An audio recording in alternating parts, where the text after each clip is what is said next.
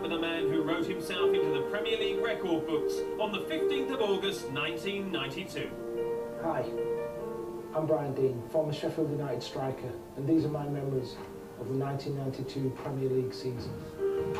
The Premier League is currently celebrating its 20th season, and this week we start our series of reports looking at each campaign through the eyes of those who were there. What better place to begin than the very beginning, and with the forward who scored the first ever Premier League goal. When that inaugural Premier League season kicked off in August 1992, it was a landmark in English football. The top tier of the game had separated from the lower divisions, bankrolled by a groundbreaking and lucrative satellite television deal.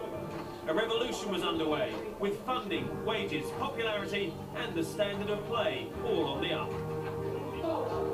You all know your jobs individually. If we do the jobs, we can win the game. There's no doubt about that. So make sure you are doing your job. Did we realise it was going to be as big? Probably not, because nobody had ever witnessed anything as big as what is now the Premier League. Nobody understood what kind of coverage we were going to be getting. So, you know, from a player's point of view, you were just doing your job. You just thought, well, yeah, it's a few more games on television, a bit more exposure for us, a bit more exposure for the sport. But, you know, it's been a phenomenon. The opening day of the Premier League saw Manchester United cross the Pennines to face Sheffield United at Bramall Lane. Alex Ferguson's side were runners-up the previous season and clear favourites for a win, but Deane and co refused to be cowed. We approached the game very positively. It started off, we ended up with a throw-in down at the cop end. Cal Bradshaw took a long throw. Alan Court flicked it on, and I managed to get myself between Steve Bruce and Gary Pallister, and you know, managed to put a diving header past Peter Schmeichel. So at that point, it was so early in the game. Something in my mind said to me, you know, that might be the first goal, but I didn't really sort of like stop to think about it too much until a few minutes later I'd heard from the bench somebody had said to me, Brian, I think you've scored the first goal. Of course, despite that defeat, Manchester United would win the inaugural Premier League title come the end of the season. And among the many United players that would become household names, the youngest one in that 1992-93 squad would remain a constant at the club, Ryan Giggs. Even as a teenager, it was clear this kid was a class apart.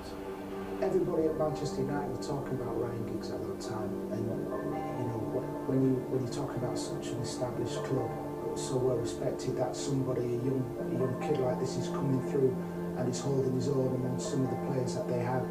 You know, you have to stand up and take notice of that, and he was special at that time. That season, Sheffield could boast not one but two top-flight teams, United and Wednesday. They were very different times. Back then, this was just a yellow card.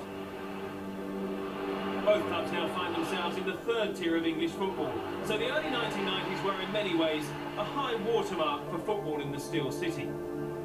For our fans, and I've come across a lot of the fans talked about that period of time, and they say it was the best period of their lives, not only their footballing, supporting lives, but actually just being happy, you know. And I think it's something to be said that when a football team is doing well, the city in general is doing well.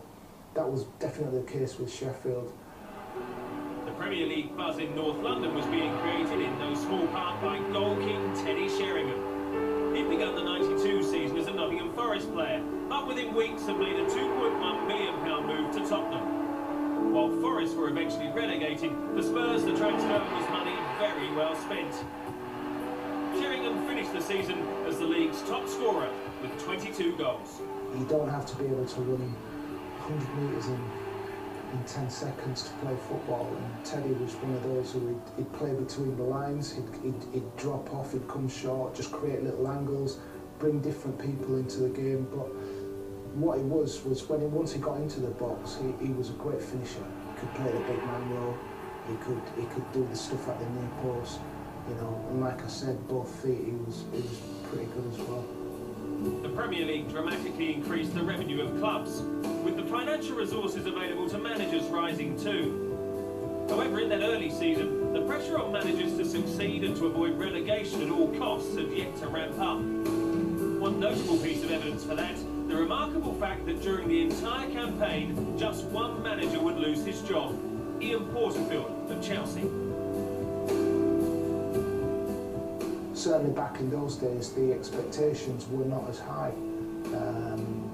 I think, you know, fast forwarding now, we've seen managers losing their jobs, you know, and being under pressure after 2 or 3 games, which is absolutely ridiculous. But that's the nature of the beast now. You know, we're in the middle of a machine that is constantly wanting change, wanting results.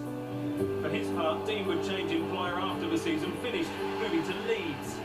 He contributed 15 league goals and helped Sheffield United secure their Premier League status as the Blades finished 14th.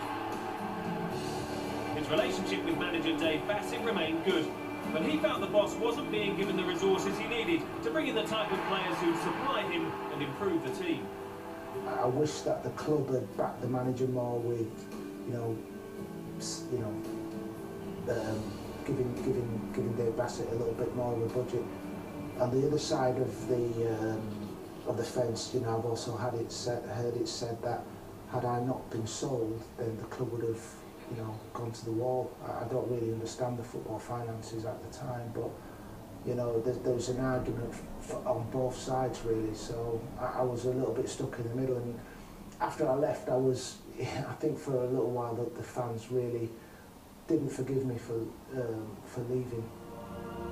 Brian did eventually sign twice more for the Blades before finally retiring from football in 2006.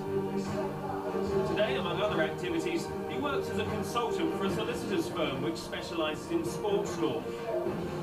Naturally, he keeps a close eye on the Barclays Premier League, especially when certain landmarks appear on the horizon. One such event was, of course, the 20,000th goal scored in the competition, which happened last month, the night before we sat down with Brian. The scorer was Aston Villa's Mark Albrighton. Watching from home 20 seasons and 19,999 goals after his landmark, Brian Deane Goal Machine knew exactly how it felt to make Premier League history. It's something that I keep getting reminded of, which is great from my point of view. It's probably something that gets mentioned more now that I've finished playing than when I was playing. For some reason, I'm not sure. It seems to have become more important to people and the way how the Premier League is perceived everywhere.